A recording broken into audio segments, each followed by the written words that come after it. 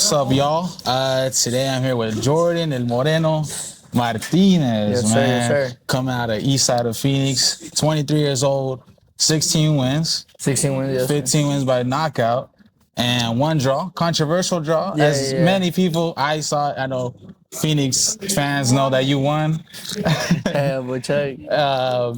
And just watching, because I went to the fight Yeah. on Desert Diamond Arena, and you showcased everything there. You had your high boxing IQ, you had a lot of power as well, so you really showcase how much you can deal with elite fighters as well, Yeah. like with the Cardenas, because I mean Cardenas was throwing some thumping shots, I'm pretty sure. Yeah. But I really liked how you were using the jab to the body a lot, Yes, sir. which I feel like a lot of people really didn't see. Yeah, for sure. They, I guess you could say they kind of blinded that. They're more expecting on the bigger shots and then stuff that Cardenas was probably doing.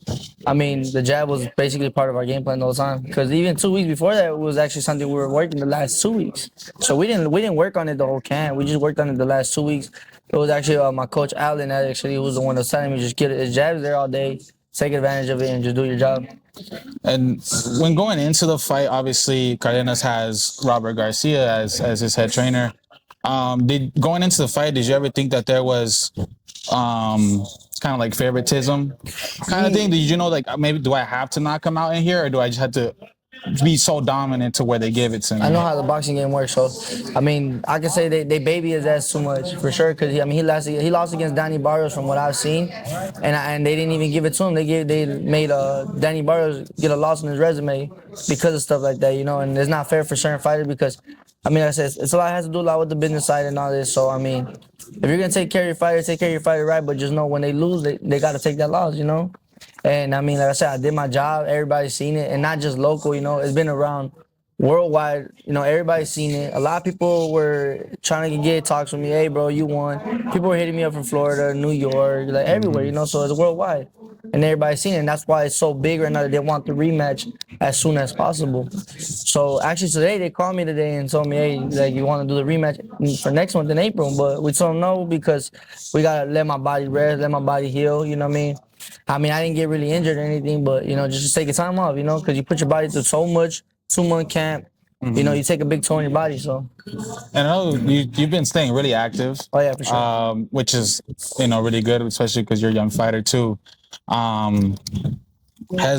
has life been after the fight, and what was it before it? Was it a little bit more, obviously more intense during for the training, but after, did you take a week off, or was it just like, or right now, even right now, are you still training as hard as you were, or? Nah. I mean, I still come, and I'm still relaxing. I move around, Like probably today I might spar today just to move around, stay busy. No crazy tough sparring. Move around with the kids and stuff like that. But I mean, for sure, before the fight is real intense. You put your all. You give your 110% at the gym.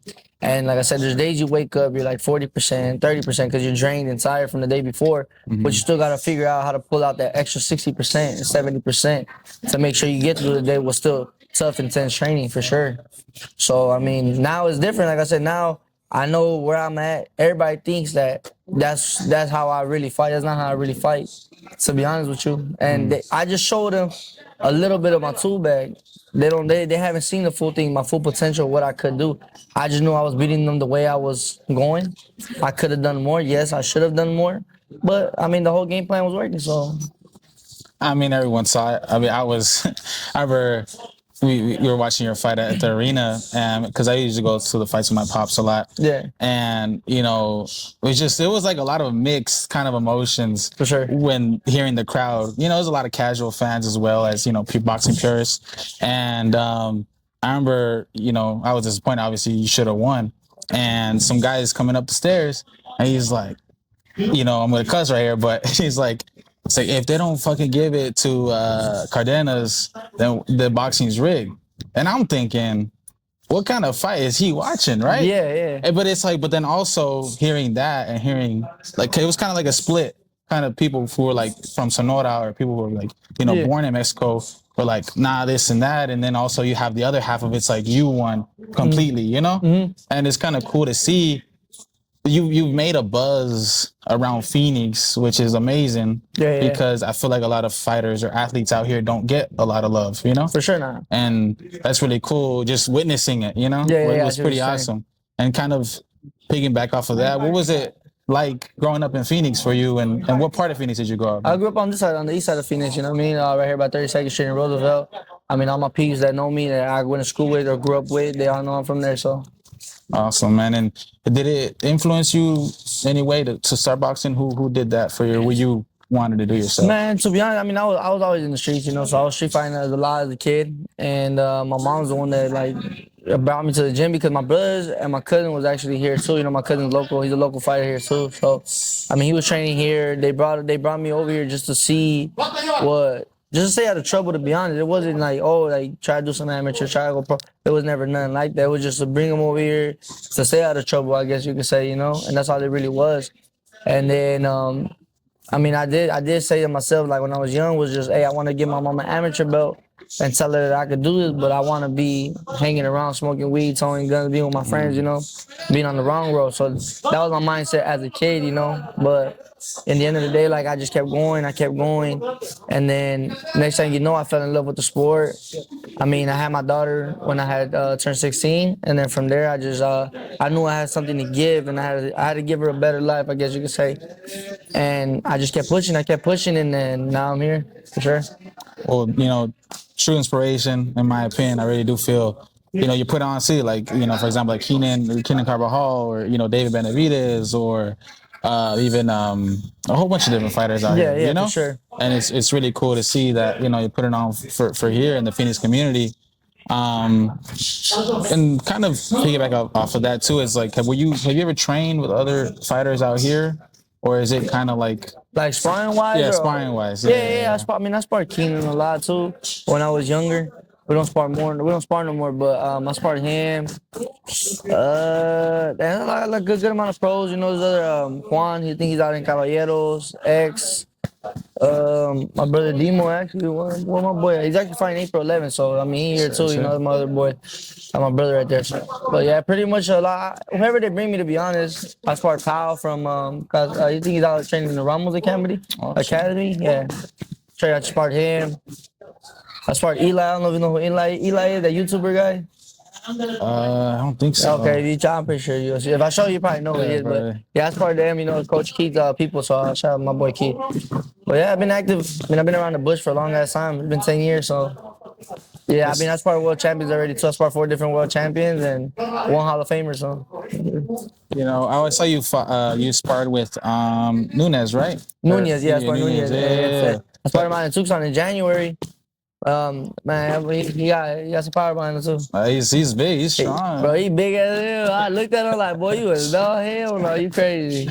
What'd you think about that fight, him and Navarrete? I to be honest, I didn't even get a chance to watch it, so I actually got to rewatch it, but I didn't get a chance to because everywhere I was trying to walk around and go get something to drink or something to snack on, like, bro, they pulled me crazy everywhere. You know, hey, let me get a picture. I think they had to call security, like 3 different securities. So yeah, that's how packed they got. Like, it got packed. And they ain't let me enjoy my moment, you know. But that's cool, you know. I love being around that type of environment, you know. I got pictures with kids and stuff like that. I even got a drink with a Rucon, you know, like a older cat. Yeah. He's like, you deserve a cold beer. Like, well, give me some. If we had a cold, fresh beer, I cracked it with him. But it was just to have, you know, I was enjoying the moment, having fun for sure. Wow, that's awesome, man. And clearly, you have a lot of fans out here in Phoenix. Yeah, now I do. And it's just awesome to see, man. And for people who don't know you or who don't, who barely tuning into boxing, could you express like what your style is, what your boxing style is to people who might not know you? I mean, I got different styles, to be honest. It just depends on how I guess you could say I'm a adapter, like a fighter that adapts. It just depends how the fight goes. If I got to brawl with you, I'm gonna brawl with you. If I got to box you, if I can beat you with just one hand, then I'm gonna do that. Like, I don't got to do too much. I'm a type of fighter if I don't got too much and I don't got to bring out everything, just get the win. The easiest way possible. Don't try to take too much punishment, and that's it. So, leading up to the fight, or say you're in the fight, is there certain rounds you feel like you can you already know what to do or you know how to beat them? Or do you say, have you had fights, obviously, where you like, look, guys were a little more tricky, to figure out? I guess you could say like just watching Cardenas when I was gonna fight him, just watching his videos.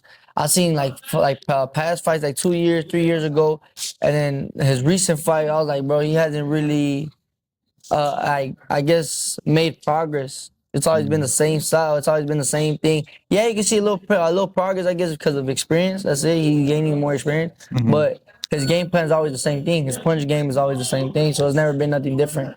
So I mean, that's how I really went into the fight. I guess you could say I underestimated that a little bit, and that was my mistake because he was actually a little tough. Nah, hell no, he wasn't tough. But it was just like I guess I didn't expect him to take certain punches that I usually hit people with for sure. I know, watching fight, I rewatched it again at home, and I saw he did a lot of one punch, power kind of shots, and I think that's what lost him the fight. Yeah. I feel like you're just more active, you landed the cleaner punches as well, and kind of. A little bit off topic, but I feel like a lot of Mexican American fighters nowadays fight one style. Oh yeah. And I'm not saying that Cardenas can't get a certain way, but I feel like a lot of Mexican fighters only want to do this just a sneaky power and rely on the power shot. knockout. But to be honest with you, you don't have no power. I was watching the fight and I was listening to the commentating and they're like, oh, that he packs a big play. He looked like he's the bigger puncher. Yeah. But if you see, I pressured him. I still pushed him back, and he's the bigger guy. Yeah, talk your shit. Yeah, for real. Let him know.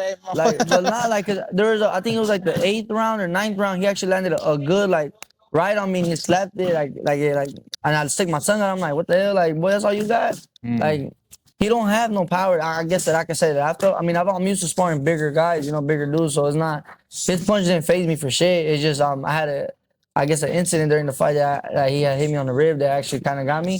But I mean, other than that, that was it. But that shit didn't bug me. He don't have no punch. I could stay there all day with him. I know he was not. I know he's not. They might think that I threw my hardest punch. They didn't see that. I couldn't throw it for certain reasons. You know what I mean? But they're never gonna know, so I gotta keep it for the next fight when we do the rematch. Hey, bro, I'm pretty sure you can get him out of there next. Oh no, yeah, you get him out of there. Bro, my whole team knows what's up. You know what I mean? And they know that I could get him out of there. And even my promoters, I've had fights here locally with people that are probably even tough as him or tougher, to be honest. And when they tell me, hey, get him out of there, I just get him out of there, and it's just, I find a way to get him out of there. So I knew I could have, but there's just certain reasons I couldn't. But I said my whole team and the people that have been part of my camp, they know why I couldn't. So, I'm going to just leave it there. There you go, man. I always ask this question to every boxer that I ever meet. And it's always, what do you think is the hardest punch to land? And what do you think is the hardest punch to get hit by? Oh, that's a good one. Damn, that's actually a good ass punch. To land and get hit by? Yeah. To be honest, I think for me, a 1-2. A 1-2, like a good one jab and then the right hand. I think I've never really seen somebody land straight punches down the middle I guess, super clean. Yeah, super good. I mean, they'll probably land one hand good or a jab good and then the right slipped off or something. But I never seen somebody actually land the two-piece clean, clean. That's true. And then when it comes at you, it's you're expecting one, but then the other one comes and it's yeah. So I think that's the toughest one for me. Okay. I know a lot of fighters tell me the body shot is the worst for them. No, but that is the hardest one to receive. Yeah. But I mean, you can land it. It. But if you get hit, it got to hit the money right. You feel me? And to land it right on the money so clean where this boy gonna go down, that's still tough to do. Cause some people, it all depends on the fighter. Some people take punches good on the body. Some people could take punches in the head, but some people could either mix match. They don't take good body punches, but they took good face shots. Some got good body, they could take good body shots, but not no good face shots. So it all depends. It depends. Is that something that you feel you just know out of yourself just sparring, or is it just actual fights? No, yeah. With the experience, like I said, I've been in the game for 10 years. It's been a while. I've been here my whole damn life. So just sparring people and seeing it also happen. In big mega fights, you could see he's not good at the body shot. Or he could take a face shot. He can't take a body shot. He could take a body shot, but he can't take a face shot. You know, so that's all that. I said, I mean, I come from the street, so I mean, growing, I always love fighting. I love the issues. I love the you speak Spanish? Yeah, sí. I love the desmadre, you know what I mean? That's me for sure, you know? So, I mean, just being in here, getting hit, I like that shot. I like when I get hit with a clean shot because it brings that animal out of me for real. It makes me more like, okay, hit me again, you know, and I'm gonna come at you with more. So that's pretty much. I mean, I knew it was for me for sure. As time went, like I didn't know what I was really getting into, but then after I said I fell in love with it. I love everything about it. Even though the weight could be the most horrible, but I enjoy it. So you gotta enjoy it. What is kind of getting a little bit more fun here? What was like your meal like after the fight?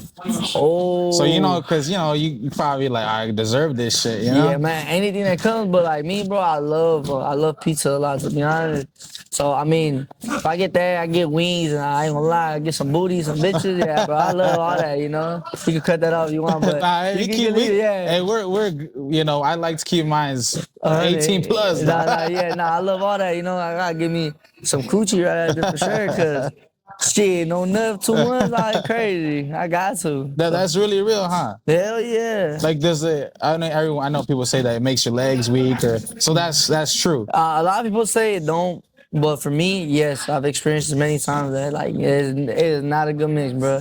You gotta have your legs strong. I know for Alexander Usyk, they asked him that. They said, "Oh, if you stop having sex for the fight," and he's like, "For me, no problem." So, for some people, I mean, no I could say this, look, because I've had camps where like I've done like a month or like I guess like a month and a half.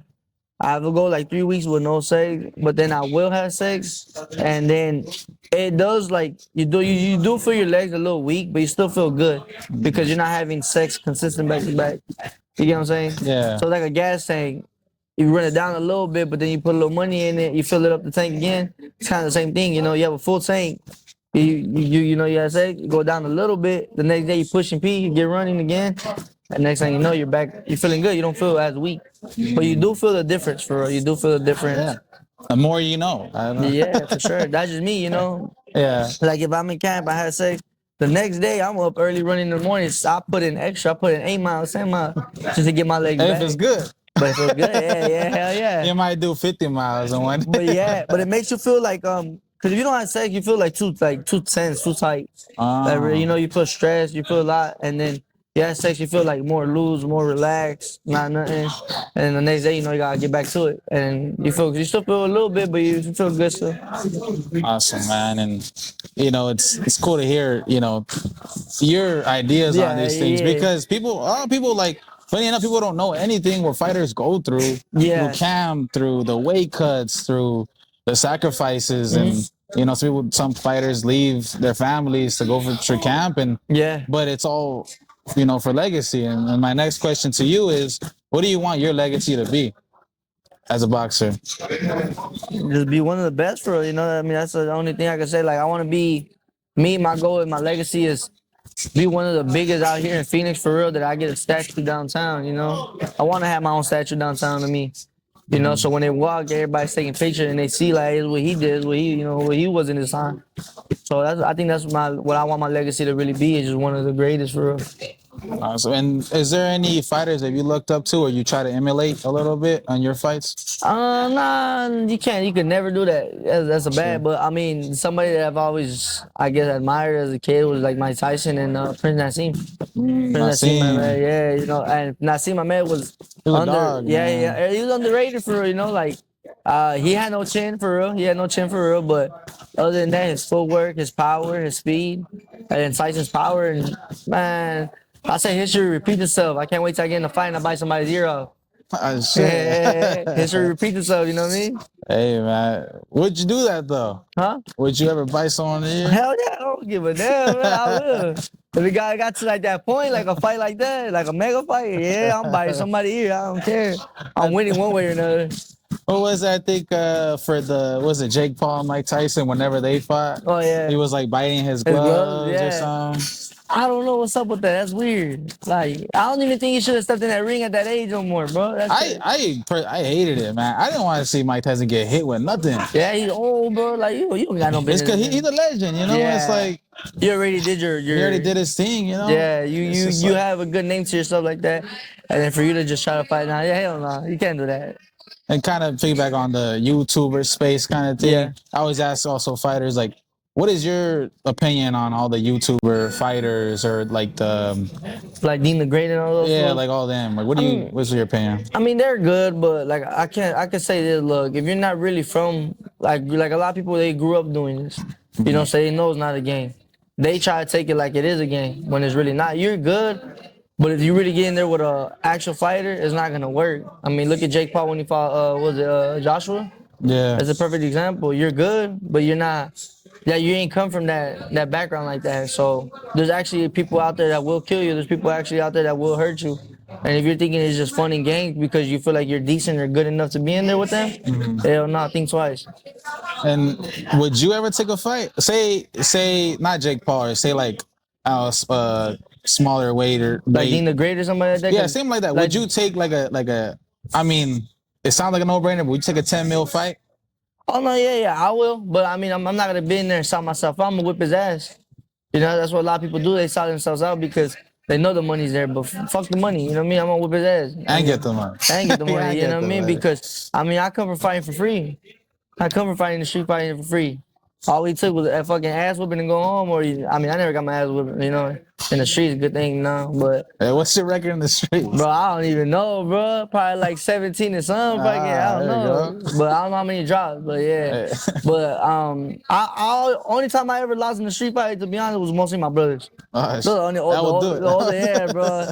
I never won against them, bro. So yeah, but I mean, other than that, I mean, I will take it, but I said they just got to know that it's not a game. That's it. I always felt like, I don't know, to me, I don't know if that's how you feel, but to me, I've always felt that they're kind of like a disrespect to real boxers. Yeah, Because I mean, I know how hard you guys work. And then, you know, when someone who has no previous amateur record, you know, no previous, like really like, you know, fighting since maybe they just started at like 17 or 20 or something, and they just get fights, you know, they get a pro contract. And it sucks Yeah. because there's fighters who are really great, really talented, and they don't get that spotlight because Yeah, they don't have for a name. you yeah, know? for sure. So that's something that I'm like, I don't know if you feel like that too, but Yeah, I get what you're saying. I feel like that too. Like I said, I mean, just for me, example myself, you know, I just got my opportunity, but look at Jake Paul selling out arenas, you know. Exactly. That's not cool. Like, how the hell is he gonna get shows on Netflix and this? But there's people that really out here grinding every day, having to go through all these other opponents, tough opponents, just to get that resume, you know, and get known because of that. You know what I mean? So they had it easy, I guess you could say. They have it real easy. Us, we're getting it out the mud, actually grinding for it, and that's something that I could say is disrespectful for real.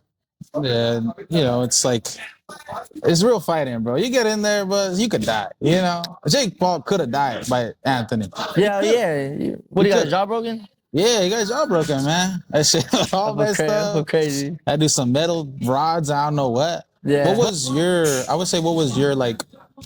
How many amateur fights did you have, or what was your upbringing kind of too? Like, when did you feel like, oh, I'm confident enough to start to go pro? No, I was actually I had 21 amateur fights. I probably had like 6, 7 losses. I'm not even sure, to be honest. But I know I did like 21 amateur fights. I didn't do many.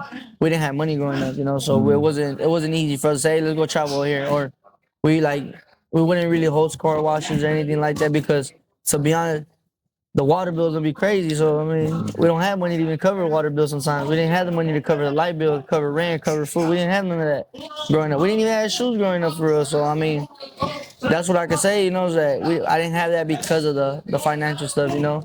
So I guess that's my biggest thing. But when I started like sparring, I just got a lot of sparring, to be honest. And then when I started sparring with pros, I mean, I was still less experienced, of course, you know, but I actually would reach out to he actually wanted to debut me. My coach wanted to debut me when I was 18. But I talked to one of my other coaches, like, hey, you're not ready. Just let's finish up this year with at least 2 or 3, see how you perform, and then we'll jump you to the pros. Like, you're young, you got more than enough time. Like, you've been boxing since you were 13. The time's not gonna go anywhere. I mean, it really is. But I mean, if you're 20 or 21 and I go pro, it's still not bad. You're still young. So I actually ended up going pro when I was 19. So I just listened to him. And I actually had 2 contracts that were no good. So 1 year, I only got 1 year. I actually got 1 pro fight. I was gonna quit at the time because they kept telling me, "Hey, you're gonna fight, you're gonna fight, you're gonna fight." Me getting ready, me starting to cut weight, and then no fight actually even being there. That's messed up. Yeah. And then I broke the contract with them. My year was up. Got a manager contract for a year. It was going good in the beginning, but they tried to take away my matchmaker. And I started getting less fights when they took away my matchmaker because I was getting fights back to back here in Mexico. And then when we actually dropped with that, like supposedly try to get my matchmaker away, I was only having like 1 fight every 3 months, 4 months. I was like, hell no, like, you tripping. So I brought my matchmaker back. I don't care if my contract's up with y'all. My contract broke. And then I got with Robert from Iron Boy. And he's been putting up everything, and he got me this good fight for a Continental. I'm a Arizona State champion, a junior NABF champion. I mean, I reached for the Continental. They didn't give it to me because I'm that nigga. Yeah, I'm that type of fighter. They ain't gonna want to give it to me easily. So for me, it's somebody that I would really like to fight. God damn, around Bam? Nah, not even Bam. I don't think Bam's that good neither. To be honest, I just gotta see him. He's good, but I gotta see him with me. That's different. But I think Espinosa, Divino, Oh, okay. Rafael Divino Espinosa Yeah, I know. at 126 because just seeing how he got dropped by Robezy and the way he got up and still came back, like I want to be in those type of fights. Like I want a fucking action-packed fight where, boy, let's go blood for blood. You know what I Hell mean? yeah. That's what I like. I never been a scared fight. Cause it's crazy too. Cause even after this, I said when I become a world champion, I want to jump to bare knuckle. Nah. I said I want to do one bare knuckle bare fight. knuckle? A bare knuckle fight. Yeah. Like that, bro. Like I want to see all that shit. Like I don't know. I guess you can say I'm crazy from the head a little bit, but I won't do UFC though. I can't fight on the ground. They be leg kicking. I can't fight, bro. I can't fight on the ground. I ain't doing that shit. But Yeah, yeah, but bare knuckle, that's crazy, man. yeah. That's only legal in Kansas, bro. Oh yeah? Yeah, you can't have that here. You know that? Nah, I didn't know that. It's only legal in certain states, yeah. Oh, that's crazy. Because it's freaking bare knuckle. Yeah. It's like a street fight. But that's crazy. My team thought I was crazy. Like, hell no, you crazy. Nah, for real. Like, that's something I want to do. But it's just me loving the fight game for real. I think I heard Victor Ortiz is doing bare knuckle now. Oh yeah, I think he signed the bare knuckle now. That's what crazy as hell too, though. He's gotten hit in the head a couple of times though. I kind of worries me, bro, because he be slurring sometimes. Yeah. And then he's gonna get hit with just bare knuckle. That's crazy, man. But that'd be sick as hell though. It would be sick. Yeah, it would be sick. Because that's like true gladiator type stuff. Yeah, you know? and I like that. I like war for real. And like I said, that's why I said if it had a dream fight, it would be Divino Espinosa because I say he brings that out. He brings that war. He brings that Mexican. I guess that Mexican tradition fight. And I know he's not gonna back out. I'm not gonna back out. Like if nobody's really seen me, like I said, in a real dog fight yet, so they don't know how dirty I can get up in there. And I'll buy somebody ear off. So yeah, it'll be fun. Well, man, it's been a huge pleasure to talk to you, man. I mean, you're an amazing fighter, bro. Appreciate it, bro. It's just crazy to see, man. Because I met a lot of boxers out here, and I've never met someone as unique as you. I appreciate it. And it's really cool you put on for the city. And like I said, it's a lot of times we don't get that love here. No, even if sure it's not. just athletes in general. No, yeah, for sure not. And it's awesome. You took the time here to talk with me. I appreciate and you. I want to let the camera know.